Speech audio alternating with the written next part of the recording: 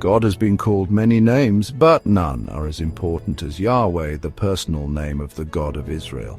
Moses heard this special name at the burning bush. It means I am that I am. This tells us God always was and always will be. He is the source of everything. Old Hebrew scrolls show us how important Yahweh's name is. The 4 letters YHWH, called the Tetragrammaton, are in these scrolls thousands of times. Every time we see these letters, we remember how much our ancestors loved God. But somewhere along the way, people started using the title Lord instead of Yahweh. This might seem like a small change, but it's actually really important. It makes it harder to feel close to God. There are many reasons why this happened, like changes in language and culture. But one thing is true, the name Yahweh reminds us that the God of Israel is real and powerful. It's a name we should respect, a name that helps us feel closer to God. The story of how we went from the letters YHWH, Yahweh, to Lord is a long one. Hebrew, the language of the Bible, is different from English.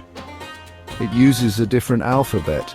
Long ago, small marks were added to Hebrew words to show how to say them.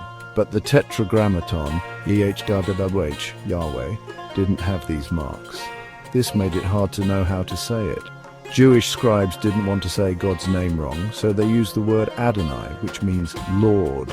They did this out of respect, but it led to people forgetting how to say Yahuah.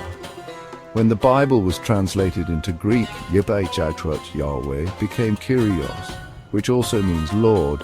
This made it even harder to know the original name. Later in Latin, it became Dominus, which also means Lord. These changes seem small, but they're important. When we use titles like Lord instead of Yahweh, we forget that the God of Israel is special. We forget how close he is to his people. Changing names happened to the Messiah too. We know him as Jesus, but his Hebrew name is Yahusha. Yahusha means Yahweh is salvation. This tells us why the Messiah came, to save people from their sins. The name reminds us that only Yahweh can save us. When the story of Yahusha went to different countries, his name changed. In Greek it became Jesus, in Latin it became Iesous, and in English it became Jesus. The message stayed the same, but the name changed. Using the name Yahusha reminds us that the Messiah's story started with the Jewish people. It reminds us that Yahweh always keeps his promises. The Bible tells us that the names of God and the Messiah are very important. Zephaniah 3 verse 9 says, "Then I will purify the lips of the peoples, that all of them may call on the name of the Lord and serve him shoulder to shoulder."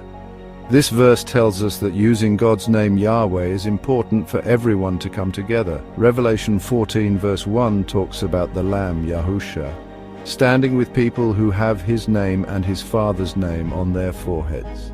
This shows us how important these names are to God. So using the names Yahuah and Yahusha isn't just about history, it's about our relationship with God.